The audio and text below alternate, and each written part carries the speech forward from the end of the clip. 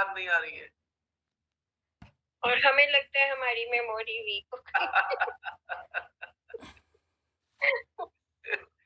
अच्छा, आप याद कीजिए, आप कौन सी चीज को याद कर रहे थे? क्या वो इतनी आवश्यक थी जो भूल गए?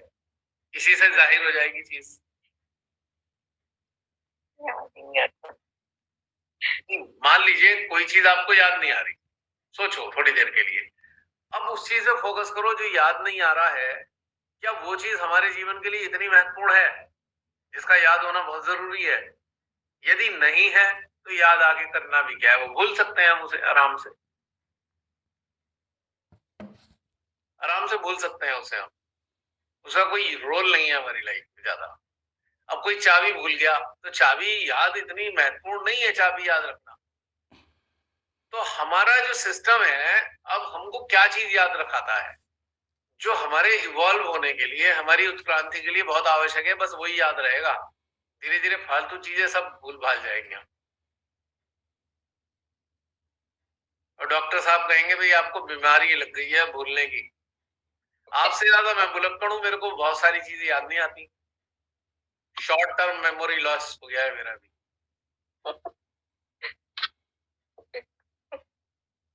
हाँ, बहुत छोटी छोटी चीजें याद नहीं आती। अभी मैं जैसे कुछ कहने वाला हूँ, ओहो भूल गया। इसका मतलब अभी के लिए नहीं था, वो बाद में याद आ जाएगा, उस वक्त के लिए होगा।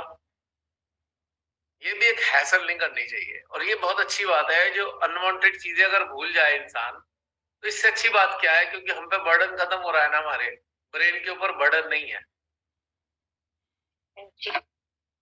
कभी आपने किसी ऐसे मस्त मलंग को देखा है जिसे कहते हैं भाई ये मस्त मलंग है, जिसे होश नहीं है दुनिया का? देखा है कभी सड़कों पे कहीं चलते फिरते? बहुत से ने देखा होगा। पहले देखते थे, आजकल तो ऐसा कोई दिखता नहीं है। बचपन में देखे हुए ऐसे लोग आजकल नहीं दिखते। अब आजकल पकड़ लेते, पकड़ के बैठा लेते होंगे घर के लोग उन्हें चेन से बांध के। पहले घूम के रहते थे। कभी आपने उनका चेहरा देखा? याद अगर हो तो फेस देखा उनका? हाँ, इतना चमकता रहता था भाई, चेहरे पे कितनी रौनक होती थी। और वैसे वेशभूषा ऐसी है, शायद नहाया भी ना हो, बाल भी नहीं काट रखे हो उसने, कपड़े भी गंदे मैले कुचैले पहन रखे, पर चेहरा चमक रहा होता था। याद है? हाँ जी, क्योंकि मैंने भी ऐसे लोग देखे।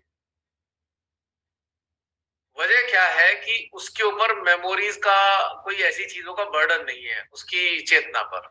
उसकी चेतना मुक्त है।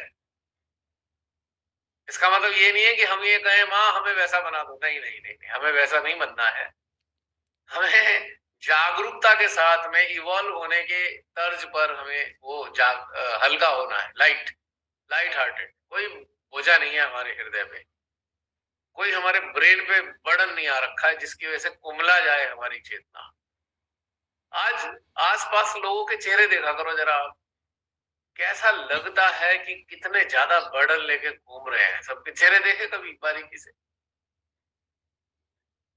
फ्रेश चेहरा नजर नहीं आएगा आपको आसानी से चेहरे पे। जैसे कहते हैं ना, सुबह सुबह का जो गुलाब का खिला हुआ फूल होता है, जिसमें दो चार ओस की बूंदे हो, तो कितना अच्छा लगता है। ऐसे चेहरे अब मनुष्यों के दिखाई नहीं देते, क्योंकि इतना मुसीबत उनके चेहरे पे दिखाई दे रही होती है कि जैसे कितना लड़ के आया हो अपने अंदर से।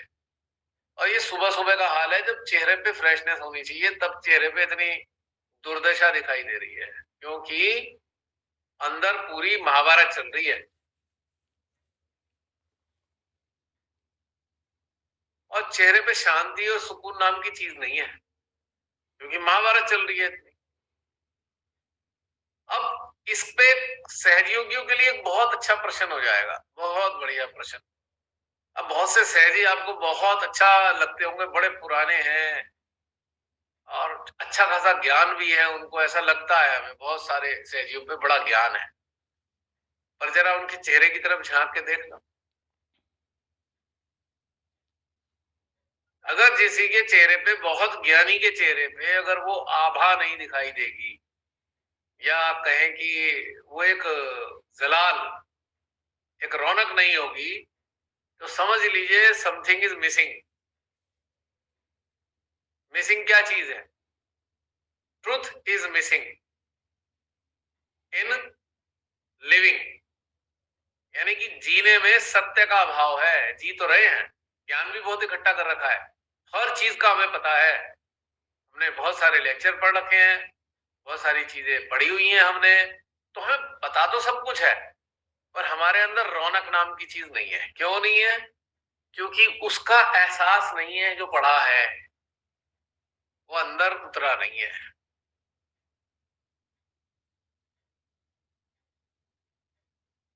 और अगर उतरा हुआ है, चाहे कुछ भी ना पढ़ा हो, चाहे कुछ भी ना सुना हो, चेहरा बता देगा कुछ पाया हुआ है।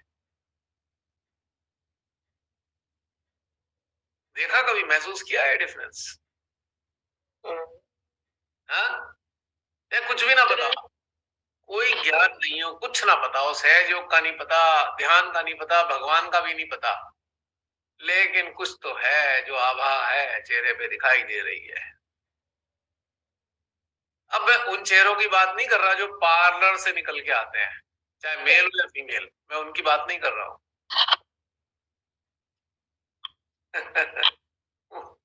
वो तो कलाकार एक्सपर्ट है, बना देंगे ऐसा, लेकिन मैं ओरिजिनल की बात कर रहा हूँ, नेचुरल की। तो वो जो आभा है ना, वो आभा आती है जब आप उस सत्य का अपने भीतर में अनुभव कर रहे होते हैं। When you are realizing the truth inside your being, heart में वो सत्य एहसास दिला रहा है, उसकी खुशबू से आप महक रहे हो उस सत्य की, तो चेहरे पे रौनक है। वरना चेहरे पे मलिनता है, चिंता है और कुमलाहट है, दबाव है चेहरे पे, चिंता है चेहरे पे। ये खास बात महसूस होगी, ये देखने के वाली बात है। और इसके लक्षण क्या है? अगर हम अपने अंदर झांके, लक्षण क्या है? वो लक्षण सिंपल से है, जिससे आपने शुरुआत की थी, अभी बात की रमनी बहन, भाई अब मन का प्रभाव आ नहीं रहा है। जब मन का प्रभाव नहीं आता है तो चेहरे पे रौनक ही आती है। क्योंकि कुछ है नहीं ना सोचने को। अब आम जिंदगी में देखो, लोग सोचे पड़े हुए हैं, ओहो घंटों तक सोचते रहते हैं, सोचते ही रहते हैं।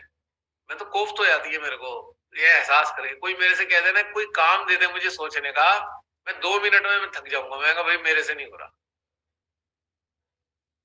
अच्छा, बहुत से लोग ना क्या करते हैं, जैसे कभी कभी आर्टिकल अंदर से आता है लिखने का, तो बहुत से लोग महान होते हैं, मेरे को कह देंगे अच्छा इस टॉपिक पे आप लेक्चर लिख, कोई लिख दो चीज। मैं कहा भाई ये नहीं हो सकता मेरे से, आप मुझे कोई असाइनमेंट दो तो नहीं लिखा जाएगा, भीतर से अगर कुछ आएगा तो ही लिखा जाएगा।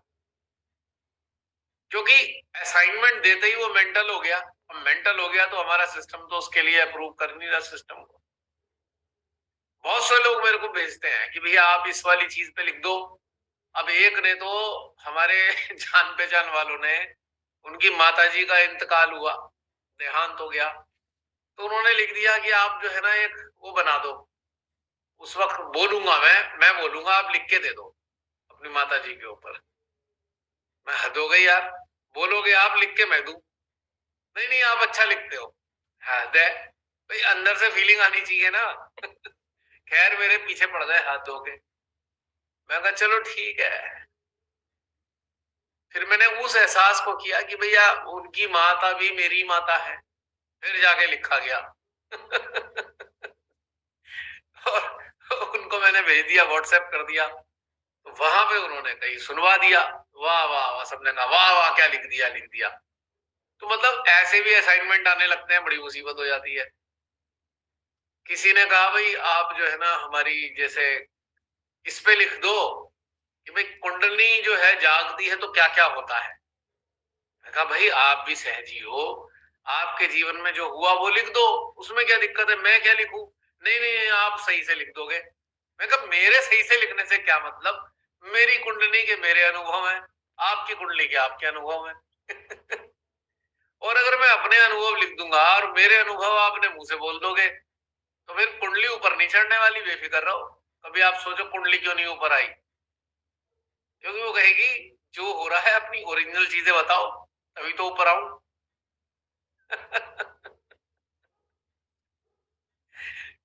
समझ रहे कितनी बारीक चीज होती है। कुंडली एक लिविंग पावर है, वो जीवन शक्ति है।